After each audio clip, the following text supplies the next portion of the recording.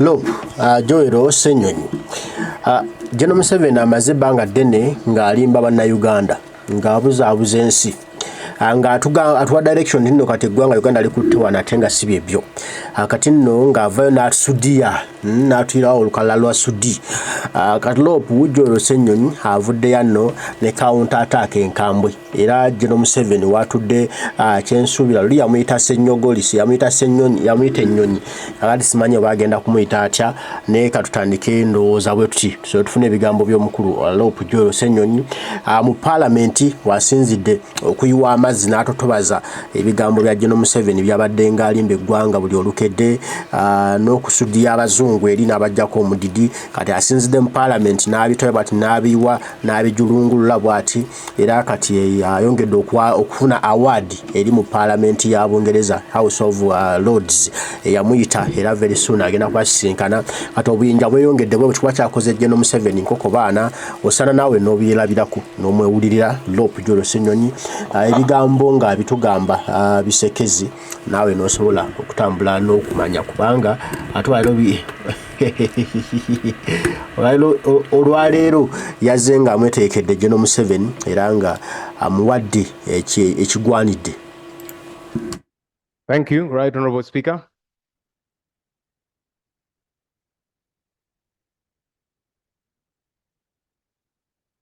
Right Honorable Speaker and honorable colleagues, I rise today to respond to the State of the Nation address that was delivered on 6th of June 2024 as per Rule 53 of the Rules of Procedure of Parliament of Uganda. Right Honorable Speaker, the State of the Nation address is a constitutionally enshrined obligation and an annual tradition which is meant to provide a clear and comprehensive overview of our nation's progress while unveiling the government's agenda for the forthcoming year. Regrettably, the address seems to have deviated from its intended purpose, increasingly resembling a ceremonial ritual rather than a substantive and honest appraisal of our national condition. The address, while filled with proclamations of progress, appears to lack the depth and sincerity that is necessary to fully capture the complexities and challenges that are facing our nation. There is a growing dissonance between the rosy picture painted by the address, a copy of which I have, and the harsh realities experienced by many Ugandans daily. Economically, sorry, Rob, sorry. That's a procedure matter because the ROP is making a statement that is provided for under the rules. Yeah. Honorable, what's a procedure matter? Mr. Speaker, sir. Honorable Macho, you're protected. Please, honorable colleagues, please listen to honorable. Mr. Speaker, congratulations for the wonderful function that you hosted us. Mr. Speaker, I rose on a procedural matter. I'm happy that the leader of opposition is giving a response to the State of the Nation address. And his introduction, Mr. Speaker, brings a lot of innuendo.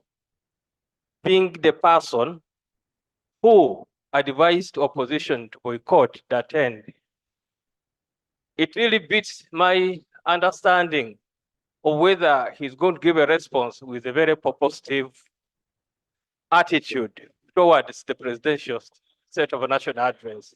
Thank you, Mr. Speaker. Thank you. Please.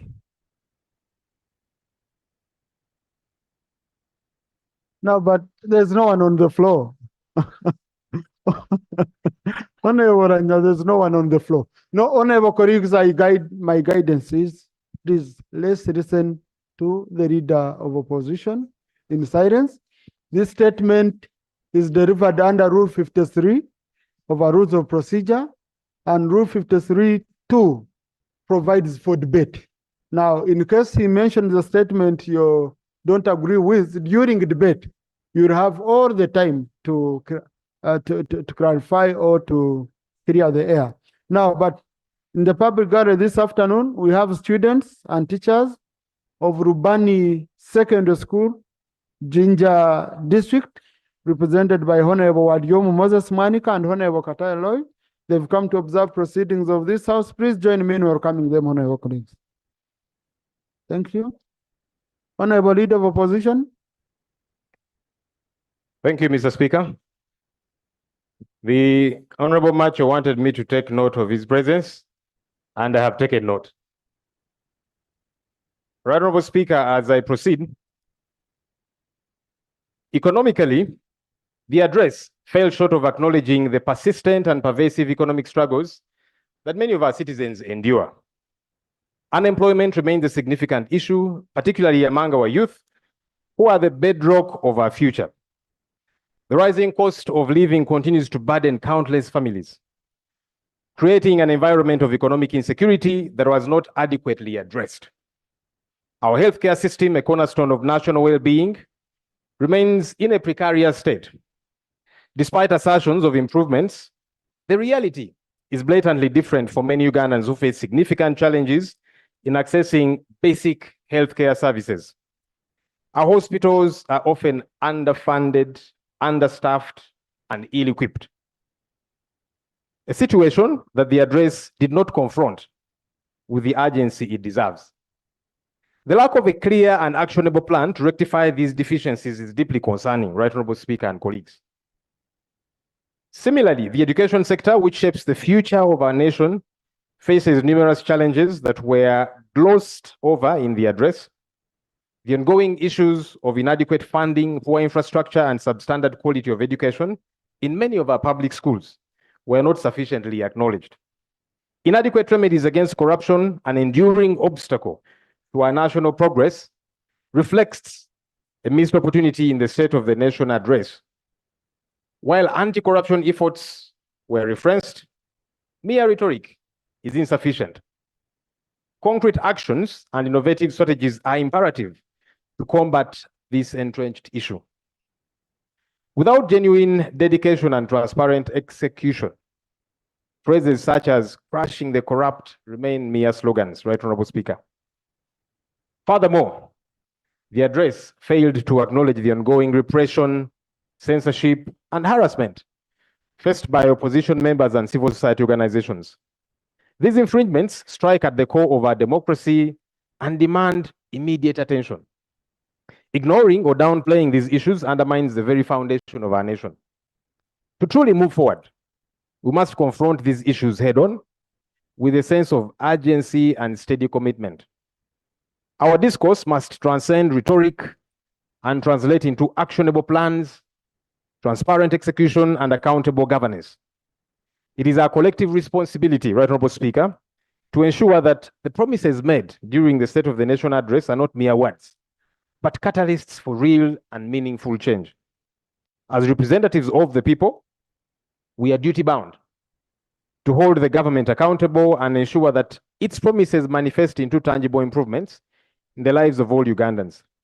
Owing to the foregoing, Right Honorable Speaker, this year's opposition response to the State of the Nation address has been anchored on 3 pillars, named service delivery, corruption, and human rights.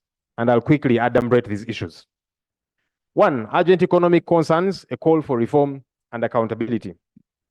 Right Honorable Speaker, our nation stands at a critical juncture, facing profound economic crises that threaten the very fabric of our society and the future of our beloved Uganda. The economic status of Uganda is in a dire state, starkly contradicting the government's hollow claims of progress and stability. The harsh reality is undeniable, as every Ugandan feels the deep economic pinch in their pockets. Let me talk about some aspects. Overtaxation. The burden of overtaxation is a sad reality that cannot be overstated. Our tax system, designed to fund public services, has unfortunately become a tool that erodes the economic rights of our people. It has stifled the aspirations of small business owners and the working families across our land. Businesses close not just in numbers, but in droves. Each closure a testament to a policy that demands re-evaluation. This is not sustainable, Right Honorable Speaker, nor is it just. During the passing of the 2024-2025 tax bills, we reminded the government to develop a comprehensive taxation policy for the country, such that the imposition of any tax is informed by a well-structured tax framework that does not promote injustice. Right Honorable Speaker, the front bench promised us that that comprehensive taxation policy will come to this House before end of this year.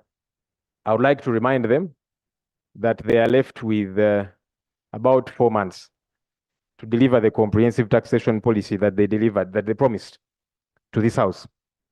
Honorable Speaker, the domestic revenue mobilization strategy has utterly failed to achieve its core objective.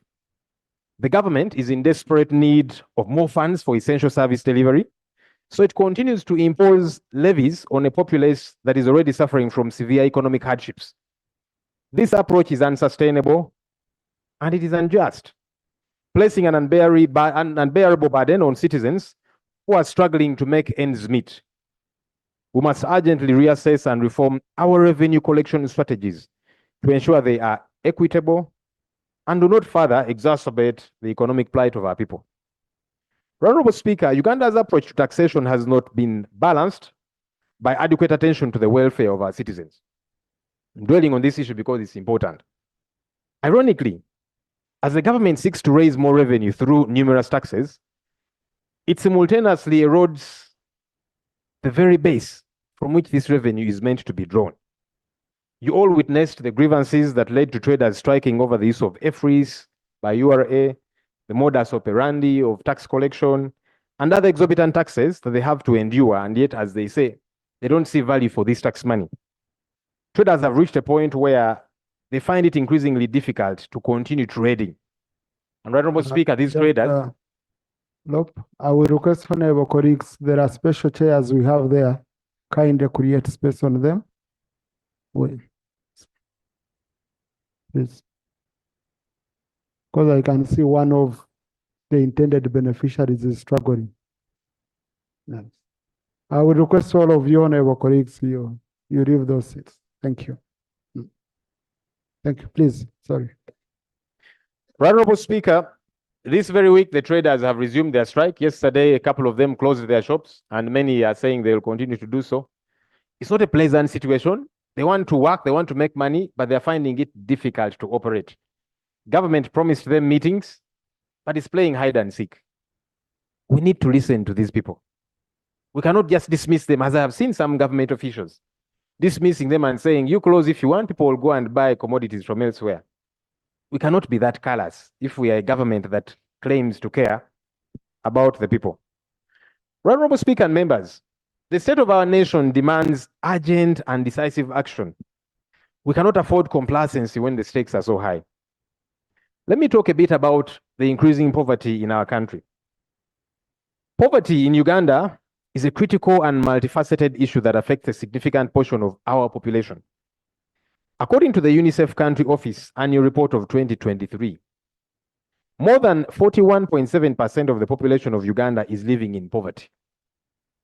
Multidimensional child poverty is also high at 44%, while monetary child poverty remains at 23% as of the last year of 2023.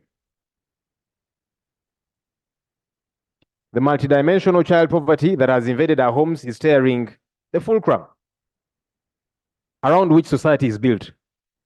In a nation blessed with abundant natural resources and a hardworking population, it is a glaring contradiction, Right Honorable Speaker, that so many should have so little. Vulnerable groups, including children, the elderly, suffer disproportionately with no safety net to catch them as they fall through the cracks widened by economic hardship.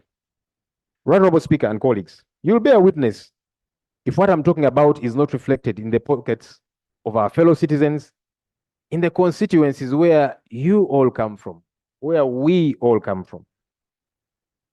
Let me move on to youth unemployment. Perhaps before, people are struggling to secure the necessities of life due to the rising tide of poverty. This situation demands our urgent attention and action, and this is despite the poverty reduction measures like parish development model, which this government is implementing without following our well-intentioned advice. You can't keep throwing money at people and expect them to get rich. It cannot work. It is no wonder that all the past programs such as Emyoga, youth livelihood, and others have failed to achieve their intended purposes. And this is a confession of even some government officials. And that's why we keep bringing out another. The other fails to work, we bring another. In the case of PDM, Right Honorable Speaker, it is even more problematic that you will give 100 million shillings to a parish of 1,000 people, and the same 100 million shillings to a parish of 40,000 people, as is the case in the heavily populated urban areas. This skewed mathematics alone should have alerted government about the inability of this program to ameliorate the people of Uganda. The math does not work. And again, I've seen many government officials allude to that fact. But are we listening? Youth unemployment. This is not just a challenge, Right Honorable Speaker. It is a ticking time bomb. Our young people brimming with potential and ambition are sidelined. Their dreams deferred or quashed. We have reached a distressing point where the absence of opportunity drives our youth into terrifying conditions abroad. Reports of human rights abuses against Ugandans in foreign lands are not just disturbing, they are a call to action. It is our duty to respond and to protect our citizens wherever they may be. We all get these calls from Ugandans abroad. We in the opposition and colleagues in the ruling party, we do get these calls from these Ugandans. And so it's not something outside of our reach. Furthermore, Right Honorable Speaker, the plight of our citizens working overseas, particularly in the Arab world, is taken as if it's very normal and okay to mistreat Ugandans in the diaspora. The government has continuously been urged to take immediate action to recruit labor attaches in major cities and countries where Ugandans are employed. The Ministry of Foreign Affairs must task these attaches to focus specifically on labor-related issues and to provide technical backstopping and consular support in all our foreign missions. They gave us an update that they did it for some. We want it across. The government's role doesn't stop at levying numerous taxes, but as a sovereign state, it is mandated to negotiate stronger bilateral labor agreements to protect its citizens who are beyond its borders. It's essential to have a bilateral agreement in place before exporting labor to any country. Right Honorable Speaker, we desire a state that empowers the youth with skills and opportunities here at home, transforming potential energy into kinetic achievements in the immediacy. The government must defend the dignity of every Ugandan at home and abroad, and ensuring that their labor rights are not violated. Right Honorable Speaker and colleagues, let me talk a bit about public debt, our worsening public debt. This, coupled with the government's high appetite for borrowing, was a significant threat to Uganda's economic stability. The situation is exacerbated by rampant corruption and sheer irresponsibility in managing borrowed funds, leading to the payment of commitment fees for unutilized loans. The IMF report, titled Uganda's Public Debt Dilemma, What Lies Ahead in 2024, highlights a critical financial issue for Uganda. Interest payments on loans are consuming a significant portion of the country's budget and our domestic revenues, creating a substantial burden. Additionally, a large number of amounts of borrowed funds is either underutilized or misused. For instance, loans intended for sectors such as health, education, innovation, technology development and transfer, manufacturing, private sector development, public sector development, regional development, etc., remain unutilized or poorly managed. This exacerbates the financial challenges faced by our country. For record purposes, Honorable Speaker, we have provided comprehensive lists of borrowed funds that remain unutilized, and this is attached as an appendix so that colleagues can look at it. It is worrying. We borrow this money, it remains idle, and yet we are paying interest on it. Honorable Speaker, it feeds into the narrative that we hear that some public officials do this deliberately, make sure this money comes, and then they put it on fixed deposit accounts for their own benefit. Meanwhile, it's not being utilized for the purpose for which it was borrowed. The taxpayer is paying interest. That's a narrative out there. And this here goes to feed that narrative. I provided that list, and I'd like to request colleagues to take time and read These are actually government documents, so that you don't assume I'm saying this just because I am leader of the opposition. It is a reality that we need to deal with. Let's not borrow money that we're not ready to utilize.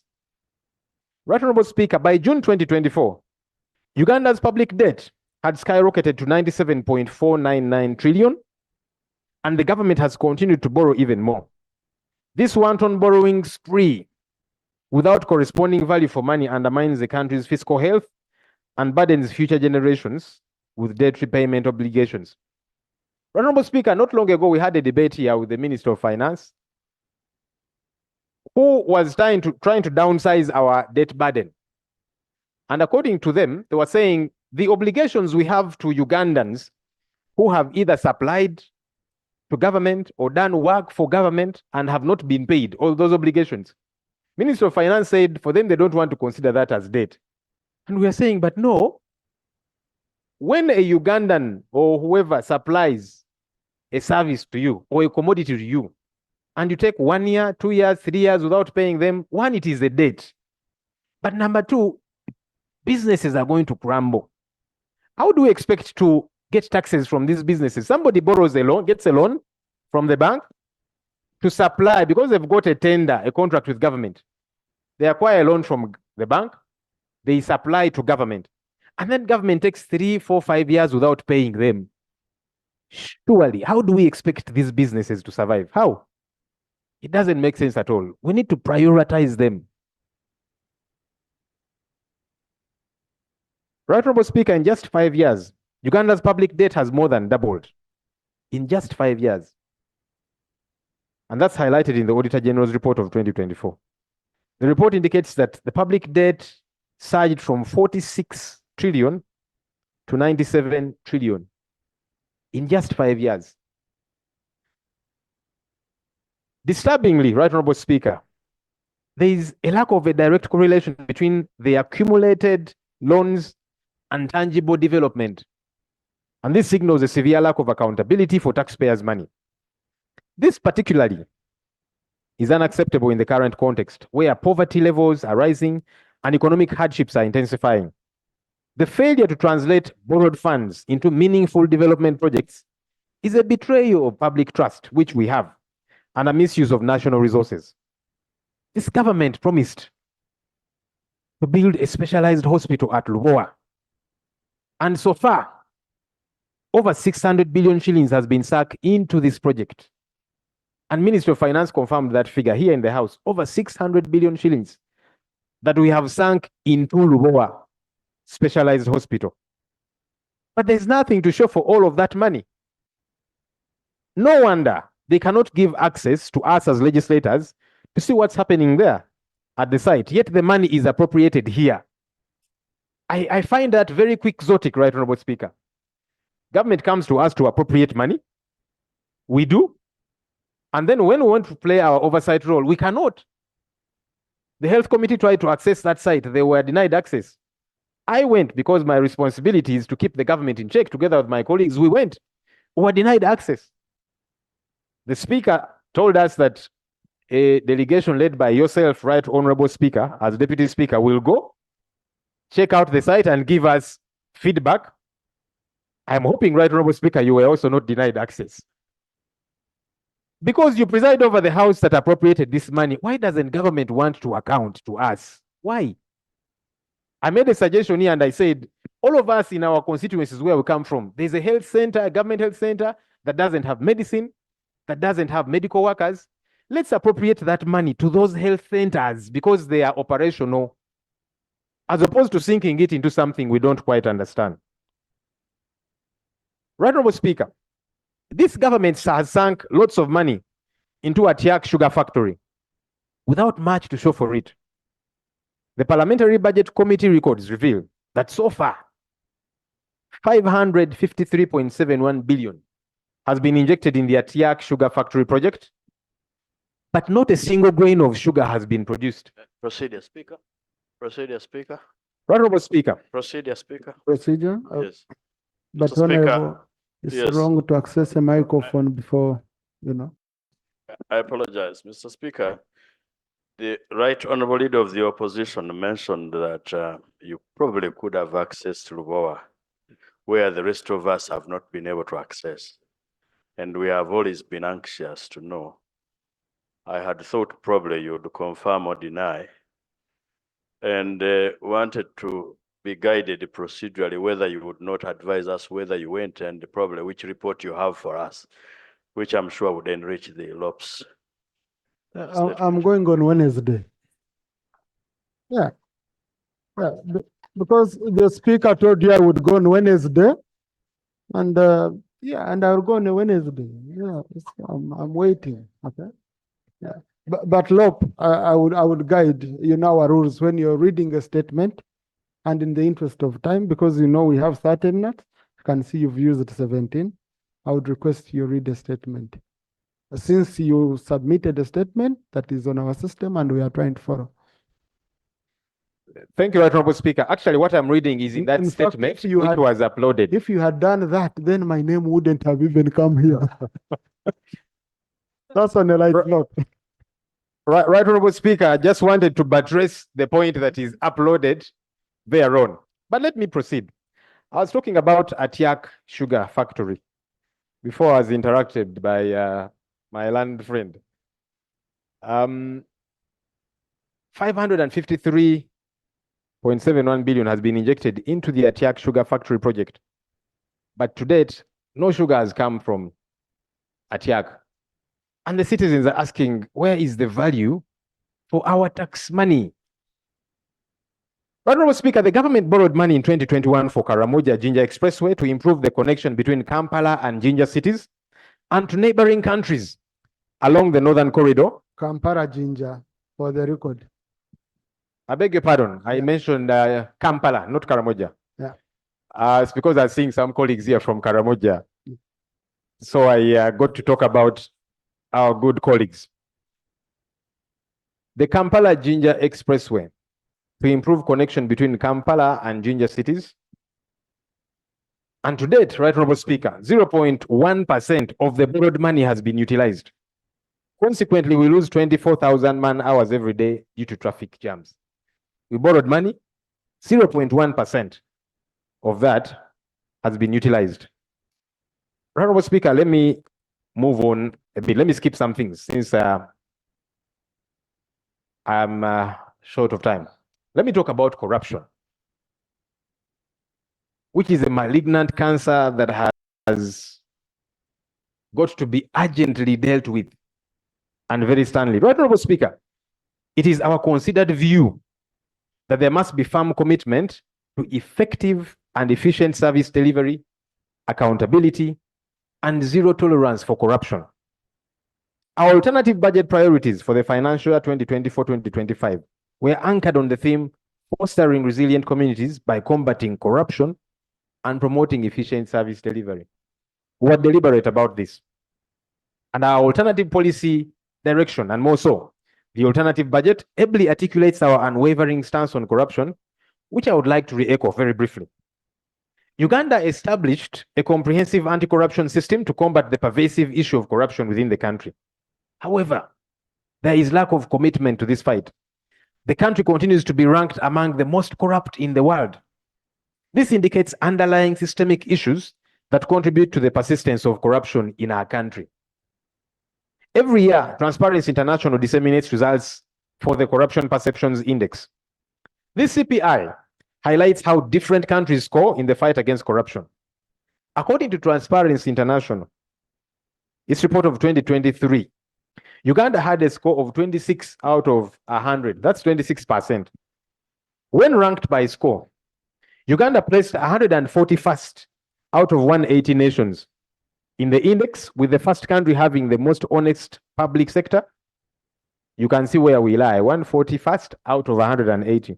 This is a clear indicator, Right Honorable Speaker, of how badly we are doing in our quest to deal with corruption. Right Honorable Speaker, the executive, judiciary, and legislature, the same institutions tasked with safeguarding public funds, have been embroiled in a web of corruption. The legislature, which we are part of, is embroiled in corruption allegations that span from the distribution of iron sheets meant for Karamoja the now infamous budget corruption, payments for war loss compensations to cooperatives, solicitation of funds, to mention a few. According to a report by the Inspectorate of Government titled Cost of Corruption in Uganda, the estimated cost of corruption a year is between 9.1 trillion at the lower end, according to that report, and 20 trillion on the upper end a year. And this is a report of a government entity. This amount represents a significant portion of Uganda's total government revenue and could be saved if corruption were dealt with firmly. The head of state's call for a caution on lifestyle audits is a slap in the face of every Ugandan who is yearning for a brighter future. We hear slogans of crushing corruption, but they are not followed by serious action. Mere words, Right Honorable Speaker, will not save the money that is meant to build schools, educate our children, or provide the much needed service delivery. We need results, not rhetoric. Right Honorable Speaker, for want of time, I'll skip the matter regarding our land sector, the land of Ugandans being grabbed, and it is grabbed by the mighty and powerful, and our people continue to suffer with, for many of them, the only asset which they do have. We must deal with these issues. Let me move to transport sector. Honorable Speaker and honorable colleagues, our transport sector presents a bleak image characterized by a system that falls short of meeting the fundamental needs of our citizens. This stifles economic progress. Central to the challenges faced by this neglected sector is the lamentable state of infrastructure, particularly roads, which serve as a vital conduit for both urban and rural connectivity. Failure to maintain roads effectively has resulted in many becoming nearly inaccessible during the rainy season, impeding movement and economic activity. The dire condition of our road network has far-reaching implications for both urban and rural communities.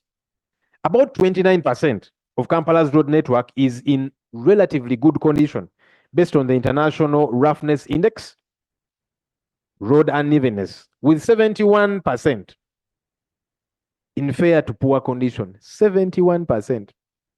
And yet the bulk of our revenue is collected here in Kampala. The deteriorating roads in Kampala metropolitan area exacerbate traffic congestion, prolong commute times, and raise vehicle operating expenses. Generally, most of the roads in Kampala are in unmaintainable condition and require a complete overhaul. This not only consumes time and resources, but also has a negative impact on productivity.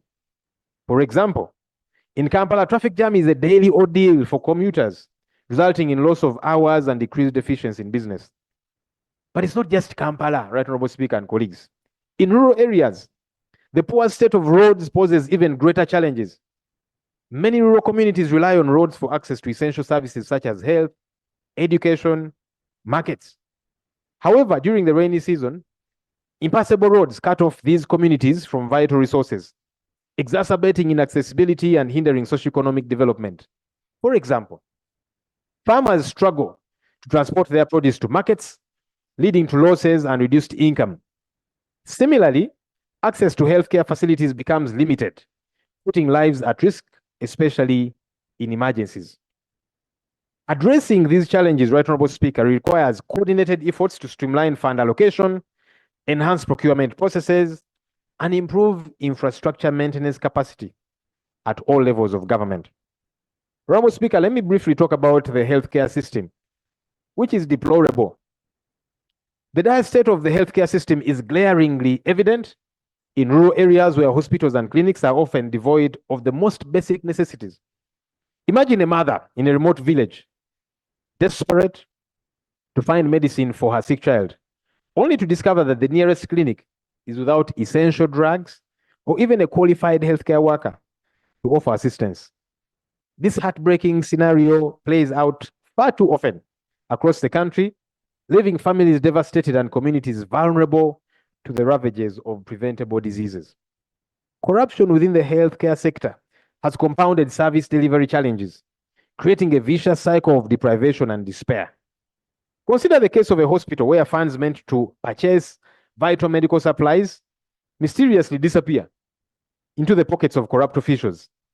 As a result, Patients are left to suffer needlessly, their lives hanging in a balance as they wait in vain for treatment that may never come.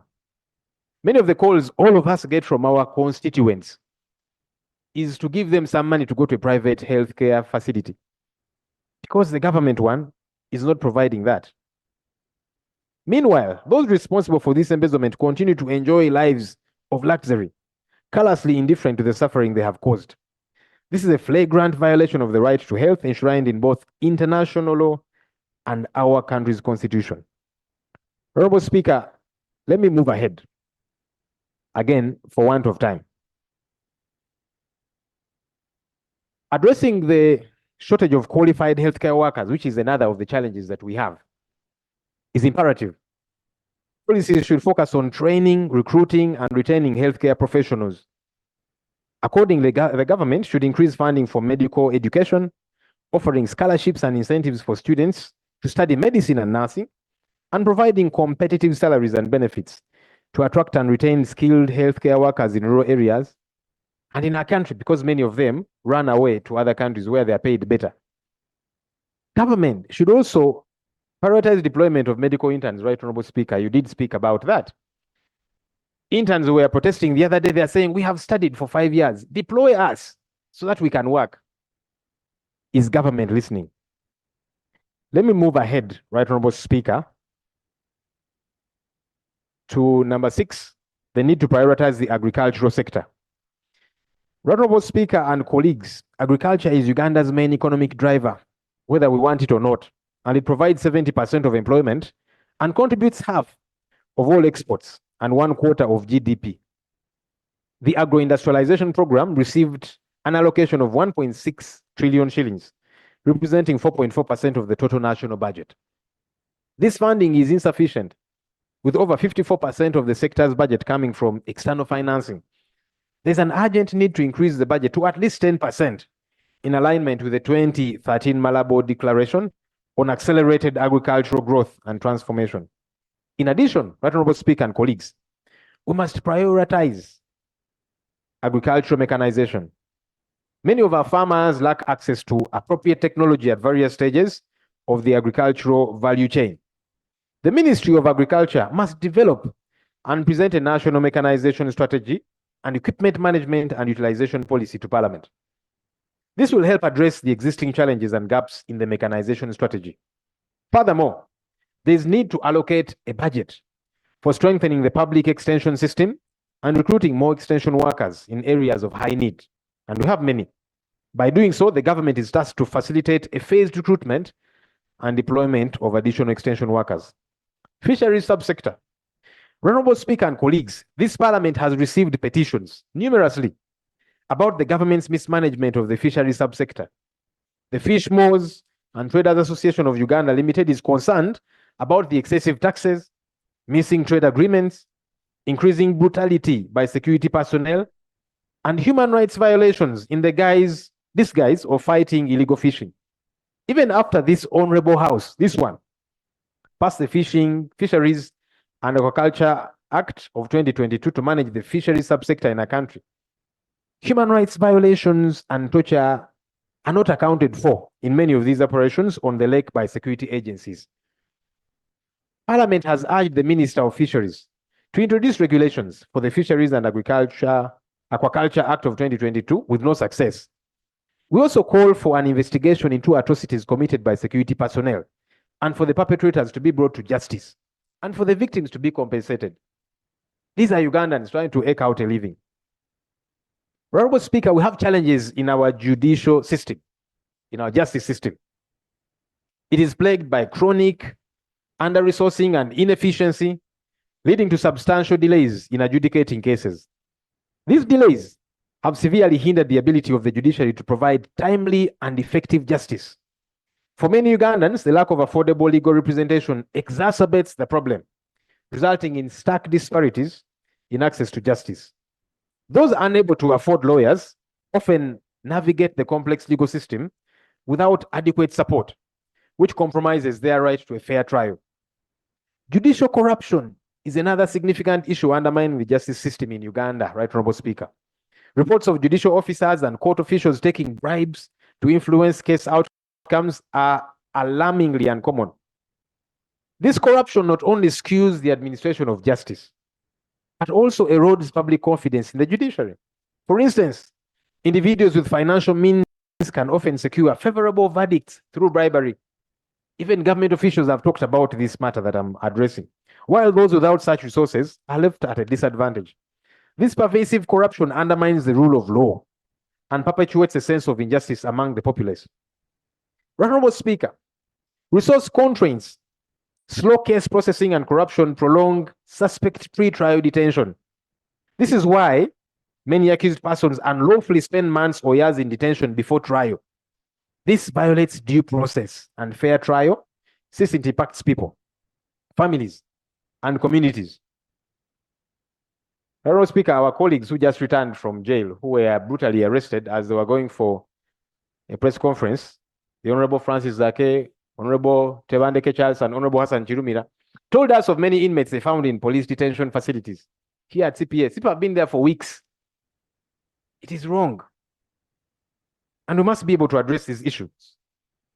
The other example, we have so many National Unity Platform and other opposition supporters languishing in various detention centers on trumped-up charges. Secondly, including NRM. Secondly, there have been cases where suspects of minor offenses have been jailed for longer than the maximum sentence they would have received if convicted. This is indicative of a justice system that is not only slow, but also indifferent to the plight of the less privileged. Honorable Speaker and colleagues, the lack of timely and fair adjudication has fostered a culture of impunity in our country, where those with power and resources exploit the system to their advantage. Furthermore, the judiciary struggles with severe resource constraints, and these have manifested in various forms, such as inadequate court facilities, insufficient staff, limited access to legal databases, and other necessary tools to do their work. These shortcomings have occasioned the challenge of case backlog and overburdened judicial officers who are unable to keep pace with the volume of cases that require adjudication. According to the Justice Law and Order Sector report, courts closed, and colleagues listen to this, courts closed with a pending caseload of 156,349 cases in 2021-2022, of which 42,960 were backlogged. This accounted for 27.48% of case backlog. It is problematic. These issues have been made worse by the absence of a strong legal aid system, which leaves the most vulnerable segments of society without access to legal assistance. The government should extend access to legal aid, enhance transparency and accountability, and increase financing of the judiciary. The justice system can only regain public confidence and maintain the rule of law by implementing such measures. Tourism, wildlife, and antiquities. Honorable Speaker, this sector is a significant source of foreign exchange for our country, and it boasts of high returns on investment. This sector is the most appropriate means to revive our struggling economy, and it should be given the necessary attention and support to raise funds for the protection and enjoyment of other basic rights. However, Honorable Speaker, it is unfortunate that the government of Uganda provides insufficient funding for this sector, despite its economic potential. In 2022, for instance, tourism-related revenue and foreign exchange earnings totaled 2.7 trillion shillings. Yet the sector's approved budget has been stagnating between 193 billion and 248 billion in the last 5 financial years. This is a very fertile sector, because if you can reap 2.7 trillion when you inject about 200 billion, that means when you inject more, you'll reap a lot more. It's equally important to note that there is historical and cultural heritage sites with over 650 cultural sites, which are underserved and underdeveloped for tourism. We need to fix this. Let me run to education, Honorable Speaker. The education sector in Uganda is plagued by severe underfunding, leading to a multitude of challenges, which significantly impede the delivery of quality education. We have got overcrowded classrooms, which are a common sight, with student-to-teacher ratios far exceeding recommended levels. For example, a recent validation exercise done by the Education Service Commission revealed that the country required an extra workforce of 78,880 primary school teachers to reach the intended target of maintaining a 1 to 40 teacher-pupil ratio at the basic level. This, however, is far from being achieved.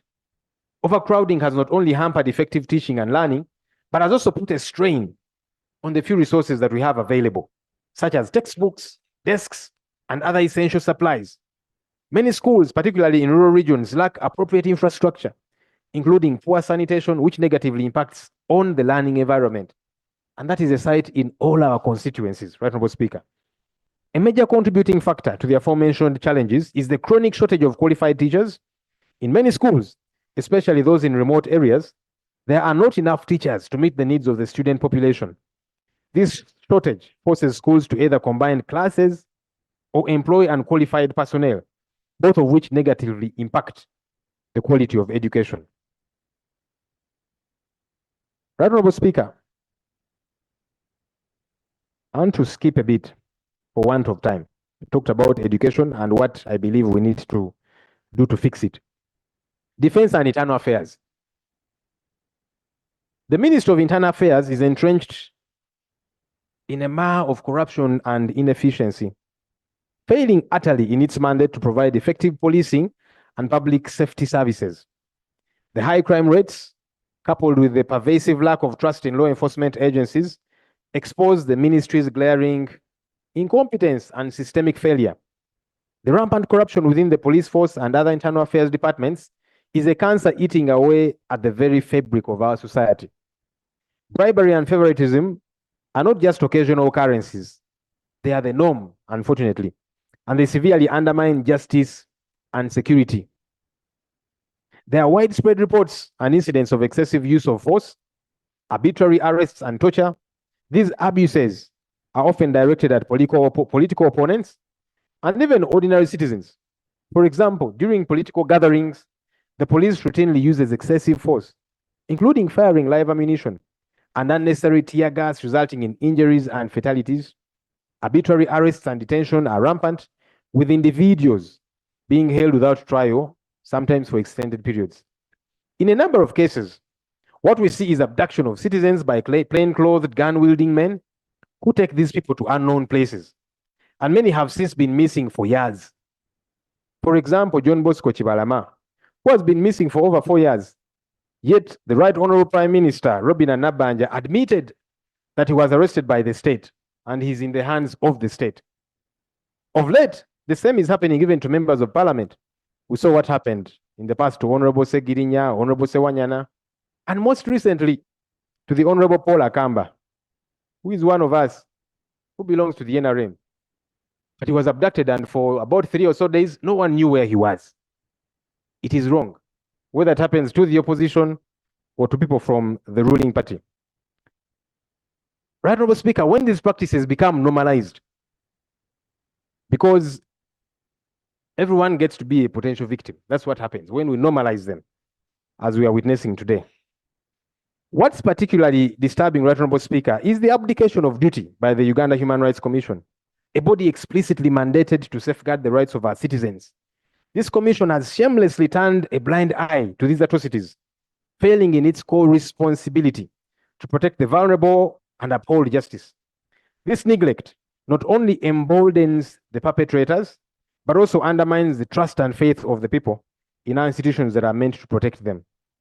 I want to skip a bit, Right Honourable Speaker, for want of time, and move to my conclusion. Right Honourable Speaker and honourable colleagues, the spirit under which we raise these issues is not just because we are only mandated to do so as per the legal and policy frameworks under which we operate, but to a wider margin. It is a nationalistic one, because the concerns I've raised, we see them where we come from. We see them among the people we lead, who keep calling us to fill in the gaps where government is meant to be taking action. When the country is sinking, Right Honourable Speaker, we cannot all just become spectators to cheerlead those who are steering our country. Complete destruction, as per the examples that I have given. I see Honourable Magezi is mad.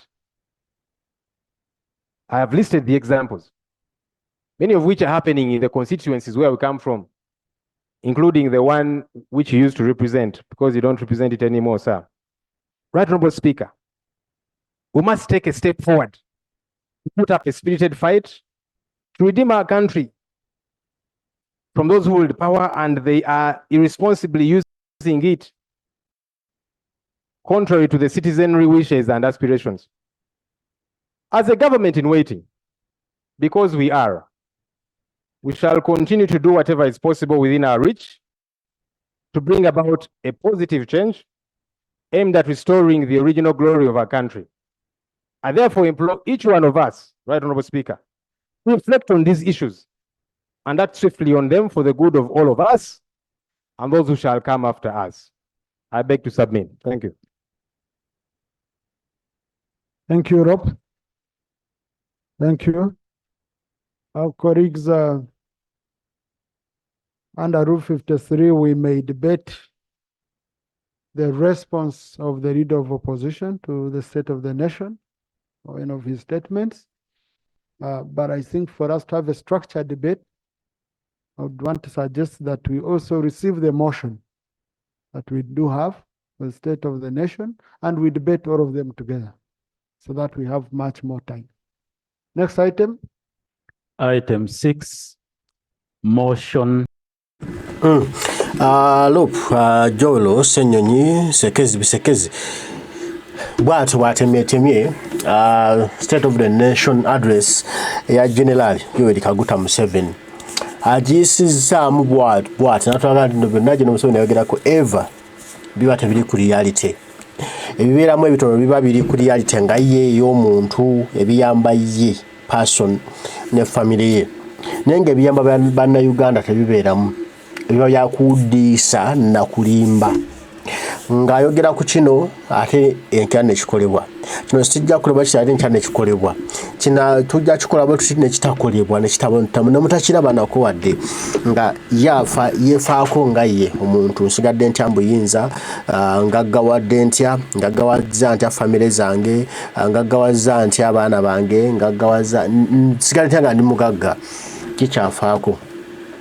Naye gwe Munnayuganda mwana w'enki yonna gy'oli okulaba nti enguudo zikolebwa babinyumyako awo nno ne binyumizibwako bwe gasaana lwa State of the Nation nayogera ku luguudo lw'egundi n'egundi n'akawuka tugenda kumukola n'amala emyaka 5 nga takoleddwa. Nayogera ku lutinyi tugenda kumukola n'amala nga takoleddwa. So nga ate ssente zifuluma n'obuza nti baziragawa titwagala ssente z'erubowa tugenda kukola lubowa n'atakolebwa. Buli kimu nga ssente bazifuna ne tomanya wagizikoleza ekigezizze kwegamba bwato job LOP Joel Ssenyonyi bwatemyetemye bigambo bya General Museveni mu State of the Nation address n'atulaga nti nno temwali mu ddala kyalaali kiyamba ggwanga lyaffe Uganda okujjako okweyagaliza nga ye n'okuzza obuzza eggwanga lyaffe mu mabega byokka bye byalimu. Naye okwekumira mbuyinza mpozi naye ng'ebijuna ensi eno tebyalimu era tulina kwekemba nga ffe okulaba nga tutereeza ensi yaffe. Omukama gwe nsaba abakuume tujja kuba tuddamu ebigambo okubigamba bw'anabakkiriza oyo nnyini ggulu kitaffe mweraba.